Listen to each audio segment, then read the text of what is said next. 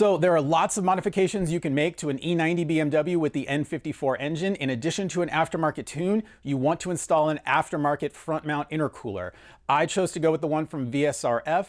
The stock intercooler is not as efficient as it could be at cooling down the intake air temperature. And as you know, colder intake air means that you can cram more air into the cylinders, which means the engine computer can add more fuel and you can generate more power. So that's good. That's definitely a good thing. And also an aftermarket front mount intercooler will allow you to maintain those colder intake air temperatures more reliably over time. I'm going to show you what I mean at the end of the video. We're going to analyze some logs and I'll show you how the new intercooler performs way better than the stock one. Anyway, let's get to installing this front mount intercooler. So this is the VRSF aftermarket intercooler. I believe it is a little bit longer, a little bit, wider like this, and obviously it's stepped, you can see. So it has more surface area to take more air in and cool it more efficiently. Also, I believe that the shape of the tubes is a little bit different.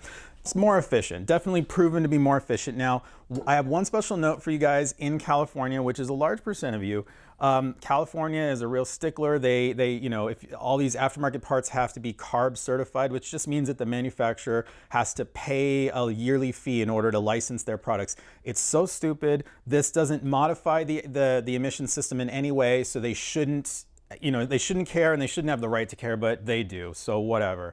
I basically anticipate having to remove this every 2 years when I go to get my smog check.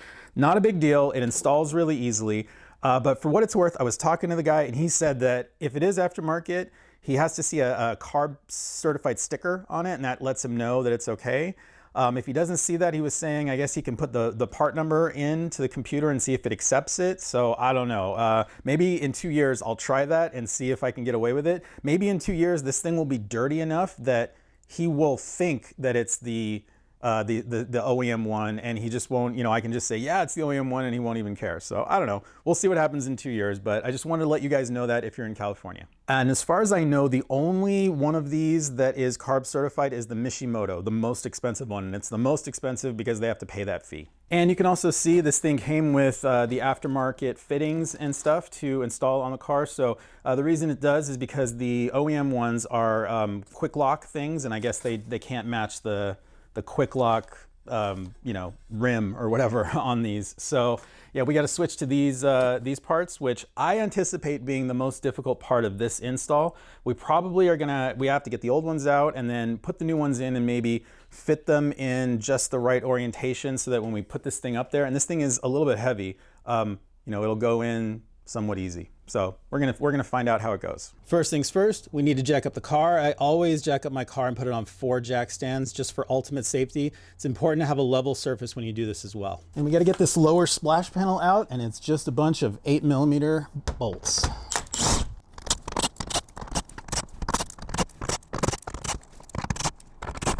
There we go, and it just slides right out. First, we have to remove the engine fan. In order to do that, we have to unbolt the transmission oil cooler from it. That is a T25. We gotta get the air snorkel out. That's normally bolted in with T20 bolts, and mine are stripped out so I don't keep them installed. So I can just pull this thing right out easily. I kind of recommend you do that as well. There is another T25 fastener holding the engine fan on right there. So you just gotta get that out. There's just a few more things. We have to pull this little hose off right here, these little clips. Just kind of pulls off. Now we have to get this harness out. And in order to do that, you just have to squeeze these things on either side. There's one here, which is really hard to get to. So let me see what I can do. Aha, I got it. So that comes off and out, put it over here. And then you wanna have a long screwdriver or pry bar or something. You see down in here, there's this thing down here where I'm pointing to. That's like a little rubber grommet with a little clip that this hose is, this hose is clipped onto it. So we got to pull that off. So you can kind of pry it out or something. The last thing holding us in is going to be this little clip that's clipped onto this rubber grommet right here on the fan shroud.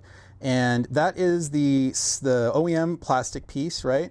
And normally it's easy to sort of pry it forward and off with like a long screwdriver or a pry bar, but I already have this aftermarket charge pipe installed here, and ordinarily this piece of tubing was flexible, so that allowed some flex. This one is rigid silicone, so there's no more flex. So that means it's going to be a little more difficult for me to pry that forward. It's not really wanting to move, so I'm just going to have to try to pry this thing out and just kind of pull it up and get it off. All right, let's see how this goes.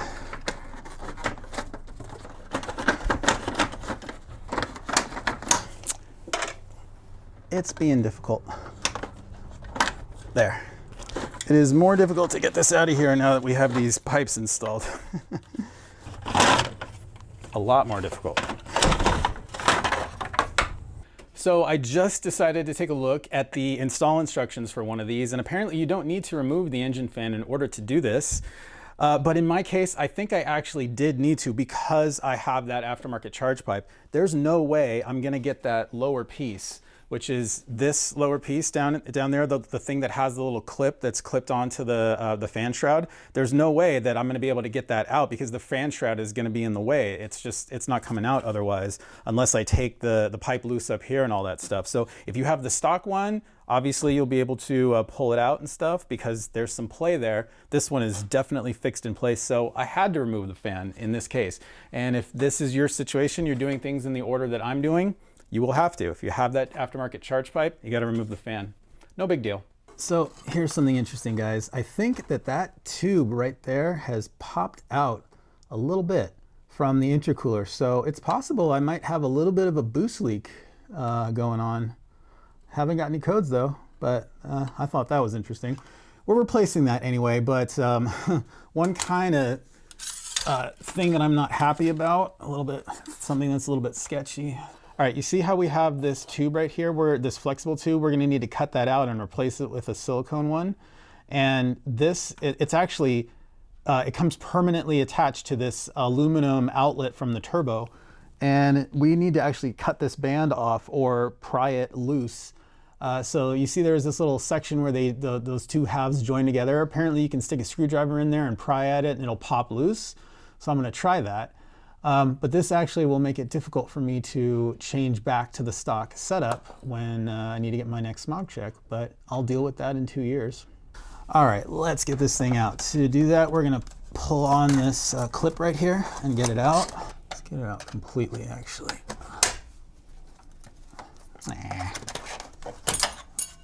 There we go. And now this one.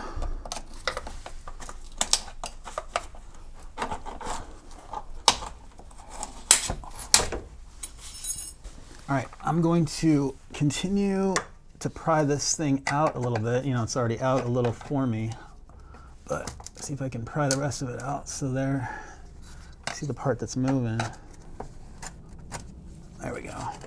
I don't think I had too much of a boost leak. I mean, there was there's an O-ring in there and all that stuff, so it was probably still sealing a little bit. Who knows, man. Next, we're gonna remove this little plastic piece here, and it's supposed to have these little arms here, but I only have it on one side. So pull that down and turn it like that. I guess that's unlocked. I guess this side is already unlocked. Not sure why. Somebody messed with it. Boom, okay, so that comes out. All right, now I've got my floor jack under here supporting the intercooler, a little piece of wood. And we're going to remove the T25s on either side.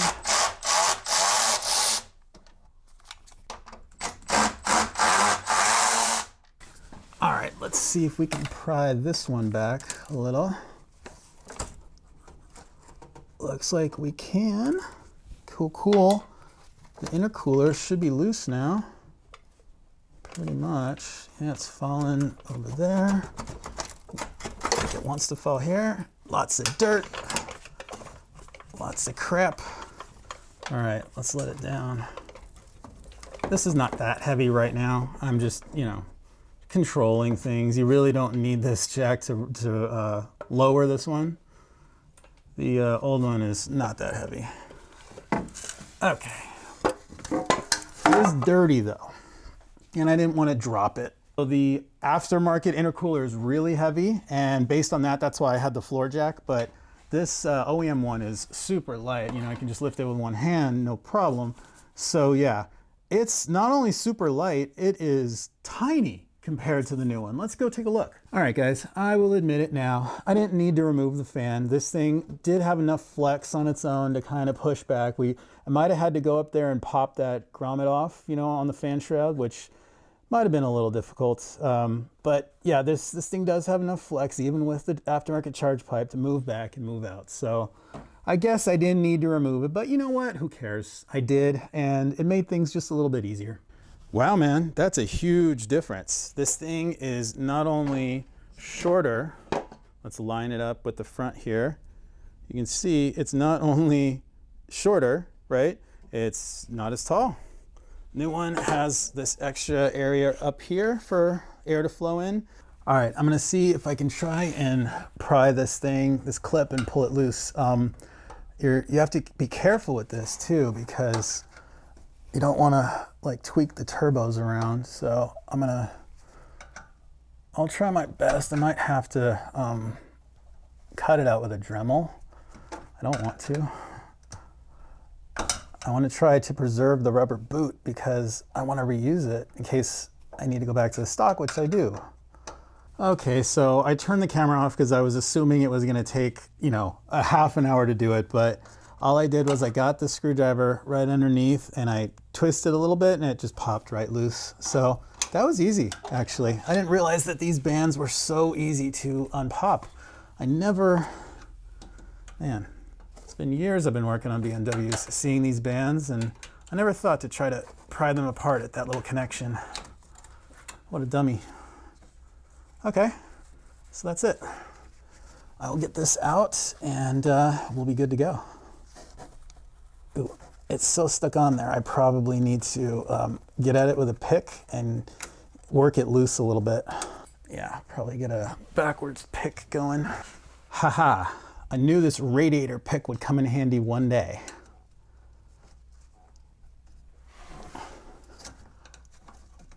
So I'm just working it in from behind like that and then just kind of working it around. I don't want to poke the rubber. I just want to loosen it a little bit.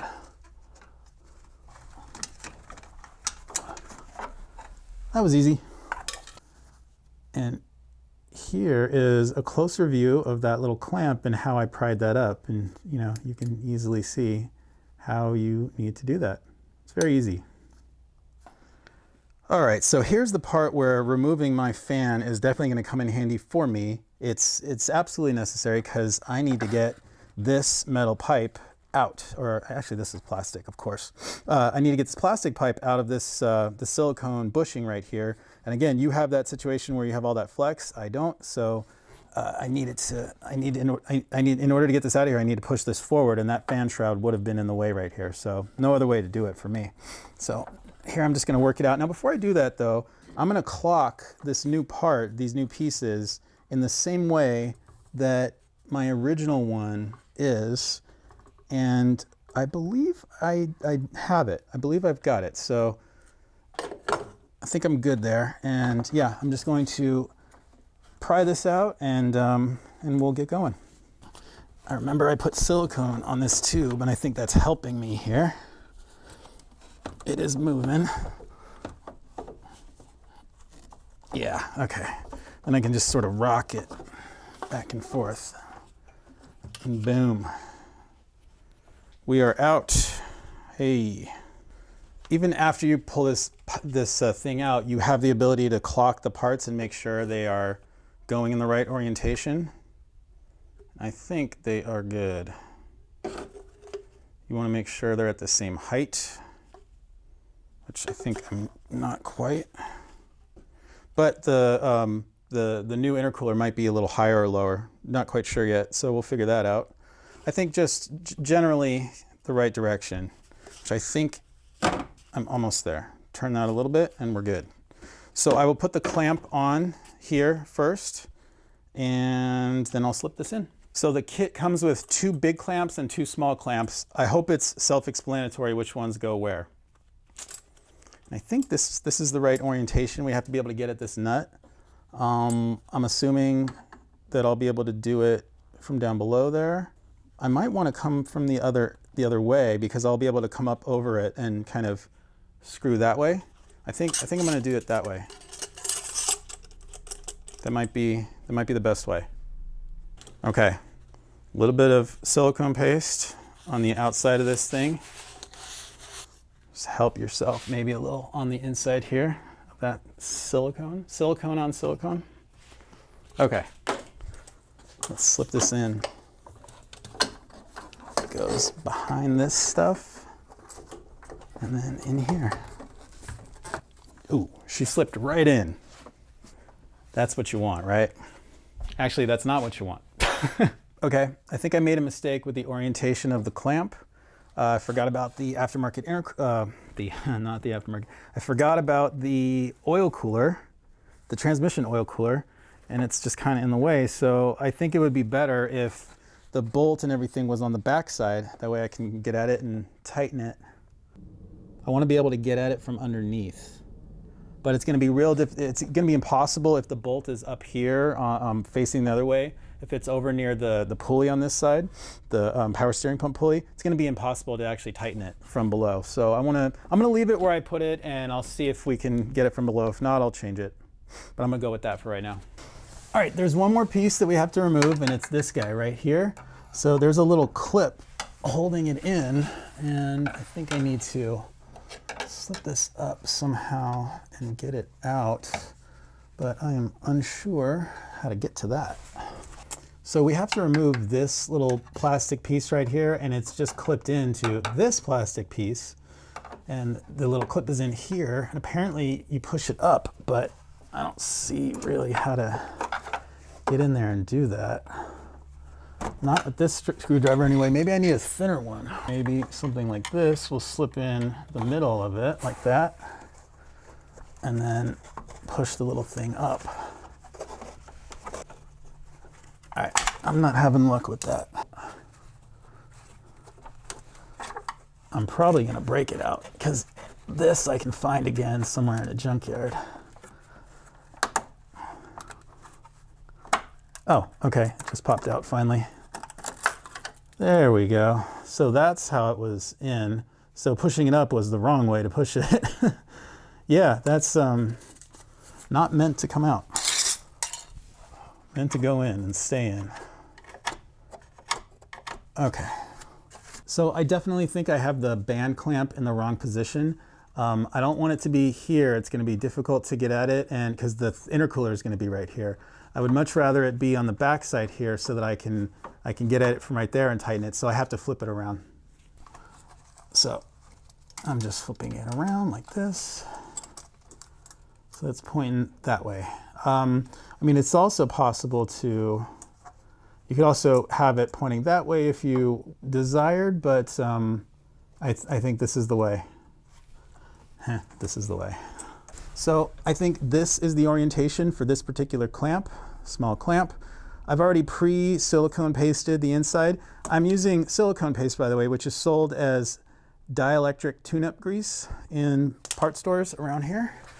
So that's what it is, and boom, slips right on, man. Makes it so easy. So we got that there, and this one's a little interesting in the shape of the thing, but I guess we'll figure that out. I'm sure it'll all work out because it's kind of flexible. Okay, I think we are good, man. We're ready to go. Okay, hopefully we can see everything here. I've got the clamps positioned on here and here in the way that I want them. Got this guy on my jack, which this is really where you need the jack. Or it's definitely useful.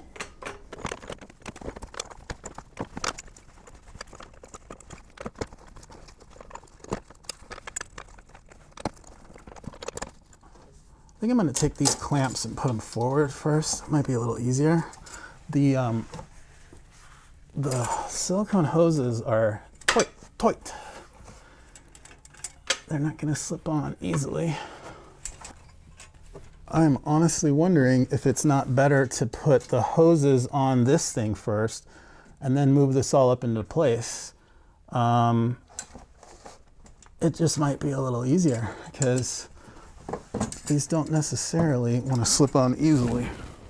This is definitely the easier way to go. You gotta put the clamps onto the intercooler first, then slip the silicone hoses onto the intercooler, and then put the clamps up onto the silicone hoses. That's the way to go. And hopefully this will be easier all around. This side might be a little more difficult on the other side.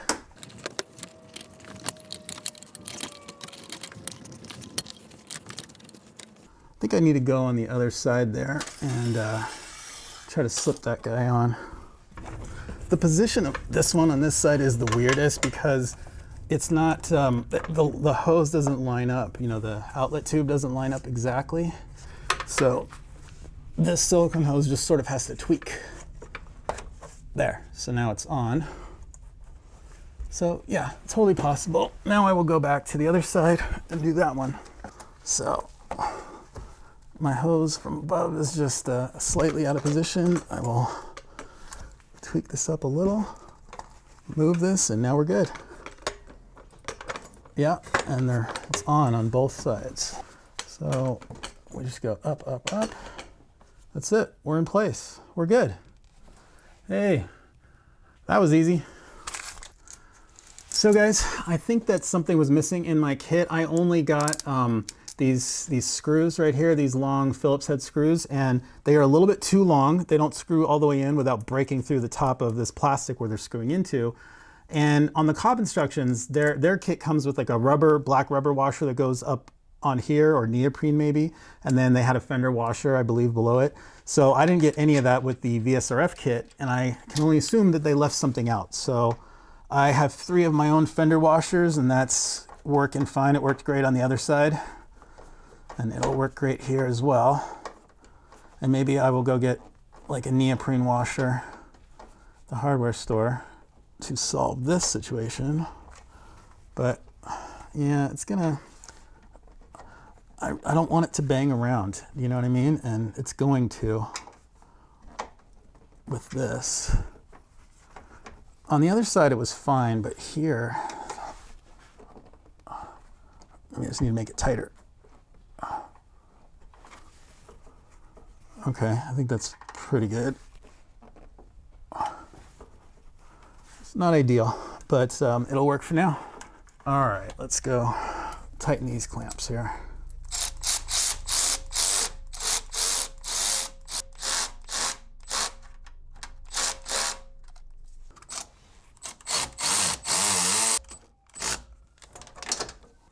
Okay, I think we are good. That's not gonna pop off.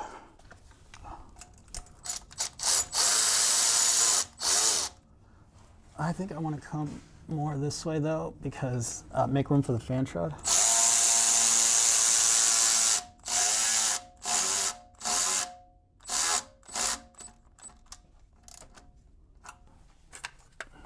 So you see the orientation that it's in right there. It looks like it'd be good there, but it's too far down right now. I have to push it up in order to, you know, tighten it. And then if it's up, the end of that bolt is going to be cutting into that coolant hose right there, and I don't like that. So I got to move it to the other side where there's clearance. All right, guys, for me, this is the way. This is the orientation for the clamps that's going to work out the best for me. And then here is the orientation for this one. Pointed it down like that, and then hopefully you can see the orientation for that one. So you are done already, but I had to go and be extra and take this fan out. Well, I kind of needed to anyway, so I got to put it back in.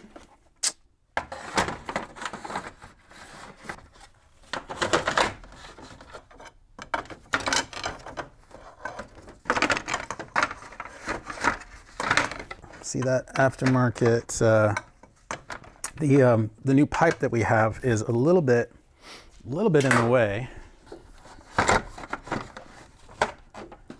Yeah, definitely more of a pain now that this is in there. The new intercooler is bigger, and I think I have to get down on the bottom and pull it and stuff, move things out of the way.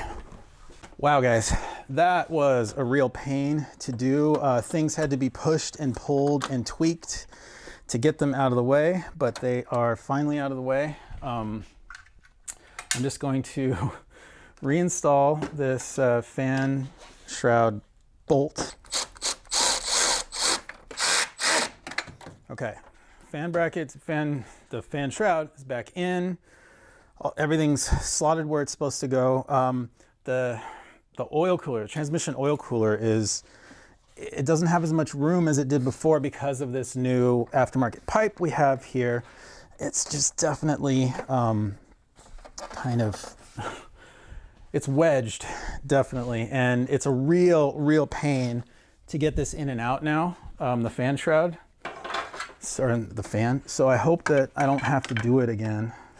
Right now, I'm not able to bolt the transmission cooler back up to the fan shroud where it goes. It's kind of pushed down by that hose, by that tube, but it's not moving. You know, it's wedged in between stuff, so it's fine. And I think I'm gonna leave it that way. So yeah, all we gotta do is put this guy back on and we're done. We're done. I hope this was worth it. Okay, that was more difficult than I wanted it to be, but at the end of the day, it wasn't that bad. Getting that fan shroud in is actually was the hardest part, I think. And they don't design this for the automatic cars. I think they designed this for manual cars that don't have that cooler in place, because it's easy if you do it that way. Yeah, I'm gonna start the car now, make sure there are no leaks or anything like that. And then I'm gonna log some data and we'll see how much better this intercooler performs than the stock one. All right, guys, here we're going to compare logs that I made from before I installed the front mount intercooler and then after. This is before. What we're looking at here is just a couple of runs that I did all in a row, and the white line is the boost, the gray line is the engine RPM, and the green line is the intake air temperature. You can see the intake air temperature climbs from a low of 77 to a high of 116 before I let off, you know, and then I do the next run. You can see it climbed to 86 there. Here's another kind of big run where it just again climbed up to over 100 degrees. And that's just kind of how it goes when you have the stock front mount intercooler, right? Let's compare that with the new front mount intercooler. This one you can see we're going from a low of 59 to a high of what, 64 at our highest right there. And then here's 59, again, a high of 64. High of 68 right here. That's the basic difference right there is, you know, the temps just stay cold. Pretty cool. So you can see that the new front mount intercooler has plenty of capacity to handle things before, you know, and it just doesn't get heat soaked the way that the stock one does. Again, look back at that stock one, 105 degrees right at the end, you know, 116 over here. That's how hot it could get. And mind you, these are cold nights when I'm out here. So this was at night when it was cold. That's kind of the only time when I have freeways that are kind of empty enough where I can do this kind of thing. And so it was pretty cool at night. It was probably, I think, 59 degrees, the outside air temperature. And this is how hot it gets when you're out driving around and the whole engine's hot and you're doing a couple of runs all in a row. But the stock FMIC gets up to 116. So you can imagine what that gets to on on a hot day during the summer. So there you go. Much better to have a front mount intercooler. So do you remember how I said the transmission oil cooler wouldn't quite bolt up to the fan shroud? What I ended up doing was removing all of the piping from the front mount intercooler all the way to the throttle body. So I removed the charge pipe and all that stuff. And then I was able to bolt up the transmission oil cooler with no problems. And then I just kind of redid everything. Started from the bottom and went all the way to the throttle body and got everything in the right place where it wanted to be. And now it's easy to take the fan shroud out. It's easy. And then the transmission oil cooler goes in and out easily. And everything is just kind of where it needs to be. So if you're having trouble, that's what I recommend you do. If you're interested in getting a front mount intercooler, I will leave links to where I got mine down in the description. If you enjoyed this video, give me a thumbs up, subscribe if you want to see more. I'm the 50 Skid. Thanks a lot for watching.